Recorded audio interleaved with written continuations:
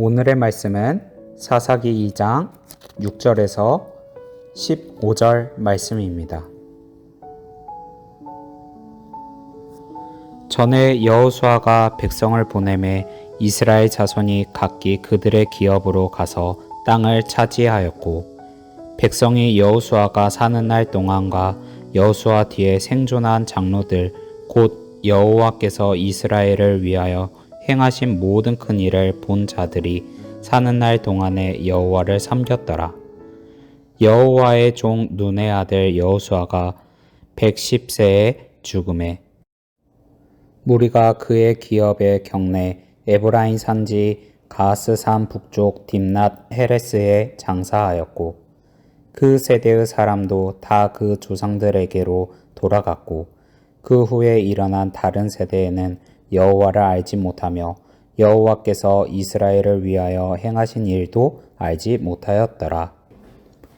이스라엘 자손이 여호와의 목전에 악을 행하여 바알을 섬기며 애굽 땅에서 그들을 인도하여 내신 그들의 조상들의 하나님 여호와를 버리고 다른 신들 곧 그들의 주위에 있는 백성의 신들을 따라 그들에게 절하여 여호와를 진노하시게 하였으되, 곧 그들이 여호와를 버리고 바알과 아스다롯을 섬겼으므로 여호와께서 이스라엘에게 진노하사 노력하는 자의 손에 넘겨주사 그들이 노력을 당하게 하시며 또 주위에 있는 모든 대적의 손에 팔아 넘기심에 그들이 다시는 대적을 당하지 못하였으며, 그들이 어디로 가든지 여호와의 손이 그들에게 재앙을 내리시니 곧 여호와께서 말씀하신 것과 같고 여호와께서 그들에게 맹세하신 것과 같아서 그들의 괴로움이 심하였더라.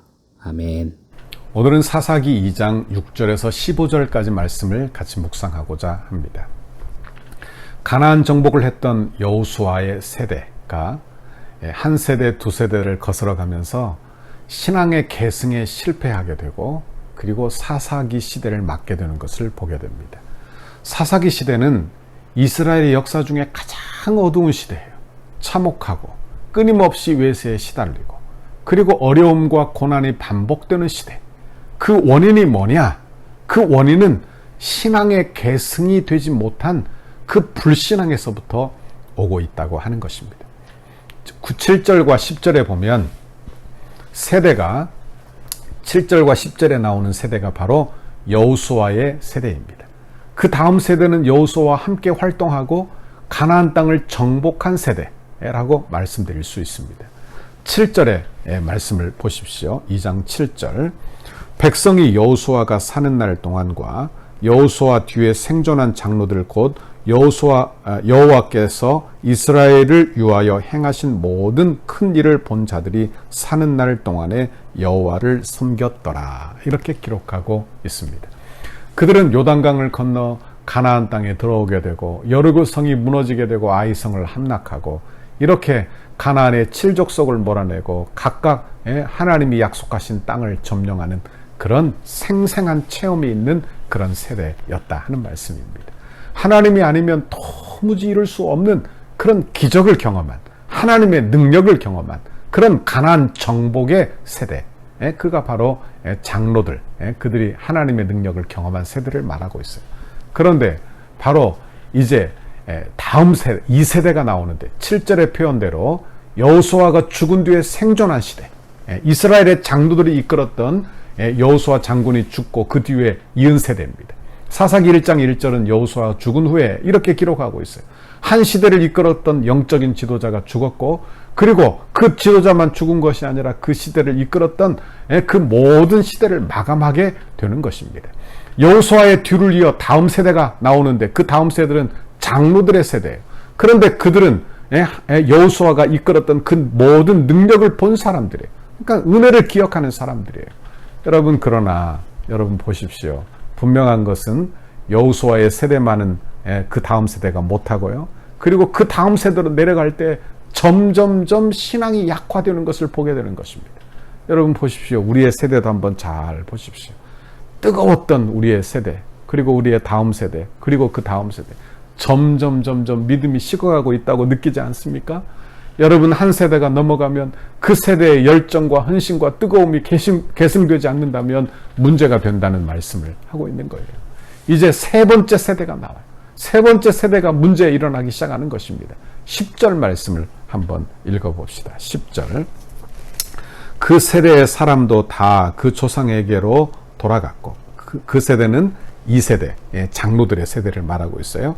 그 후에 일어난 다른 세대는 여호와를 알지 못하며 여호와께서 이스라엘을 위하여 행하신 일도 알지 못하였더라. 이렇게 기록하고 있는 것입니다. 여기 보니까 그 세 번째 세대를 다음 세대가 아닌 다른 세대 이렇게 기록하고 있어요. 다른 세대. 그러니까 여러분 보세요. 신앙이 계승되지 않은 다른 세대 이렇게 지칭하고 있는 것입니다. 그러니까 우리의 다음 세대는 신앙이 계승된 다음 세대가 되어야 하는데 신앙이 계승되지 못한 하나님의 은혜가 전달되지 못한 다른 세대. 여러분 이게 얼마나 무서운 일인지 모르는 것입니다. 하나님께서 이스라엘에게 행하신 일을 알지 못해요. 그리고 그 능력을 체험도 하지 못했어요. 그래서 하나님의 은혜를 모르는 거예요. 물론 종교적인 제도와 제사제도 어떤 형식은 존재했을 것입니다. 그러나 문제는 뭐냐? 유형적인 게 아니라 내용적인 것을 이야기하는 거예요. 은혜를 몰라요. 하나님의 능력을 알지 못해요. 하나님의 약속이 그대로 이루어짐을 알지 못하는 거예요. 그러니까 하나님을 알지 못하니까 다른 세대가 되더라 하는 말씀을 드리는 것입니다. 부모로부터 내려오던 여호수아의 가나안 정복기는 이제 그들에게 감동이 되지 못하는 것입니다. 마치 어떤 전설, 어떤 신화와 같이 여기게 되고 하나님의 사랑을 경험하지 못한 다른 세대는 하나님을 향한 신뢰가 사라진 시대가 되었더라 하는 말씀이에요. 우리 한국교회도 여러분 참 우려스러운 시대에 우리가 살고 있습니다. 1세대, 저는 어찌 보면 2세대라 그렇게 말씀드릴 수 있는데 그러니까 1세대 참 뜨거웠어요. 참 믿음으로만 살았습니다. 제가 어떤 장로님의 간증을 들은 적이 있는데 자신의 아버지가 새벽 기도를 가는데 겨울에 새벽 기도를 가는데 개울이 얼은 거예요. 그래서 그 개울 위를 걸어가다가 어머니 아버지가 그냥 그 얼음이 깨져서 물속에 빠져버린 것입니다. 그러면 그냥 집에 와서 그냥 따뜻한 옷을 입고 그냥 집에 있으면 되는데 얼른 집에 와서 다시 옷을 갈아입고 새벽 기도에 갔다는 거예요. 그리고는 이 장로님 하는 말이 나도 우리 어머니 아버지처럼 신앙생활을 함으로 그렇게 새벽 기도 지켰다. 이렇게 말하는 것을 보았습니다. 여러분 한국교회 얼마나 아름다운 그런 신앙의 모습이 있었는지 하나님의 말씀대로 된다. 그래서 한국교회는 참 아름다운 성장을 맞았습니다. 곳곳에 교회가 세워지고요. 대형 교회들을 이루게 되었어요. 그런데 우리의 문제, 지금은 무엇이 문제입니까? 우리의 다음 세대가 다른 세대가 되어가고 있다는 거예요. 다른 세대. 그러니까 교회 나와 예배는 드릴지 몰라도 은혜와 열정이 계승되지 못한 세대. 그래서 결국에는 하나님을 알지 못하는 세대. 이렇게 다른 세대가 되어가고 있다 하는 말씀입니다. 여러분 우리의 다음 세대 복음화율이 얼마나 되는 줄 압니까?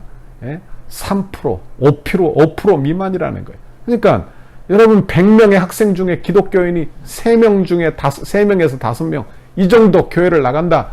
그렇게 본다. 참 그러니까 3%, 5% 미만이라면 일본이 복음화율이 아주 낮거든요. 그런데 그 정도까지 떨어져 있다는 것을 알게 되는 거예요. 그러니까 우리의 다음 세대가 얼마나 피폐해져 가고 있는지를 우리는 알고 기도해야 한다 하는 말씀입니다.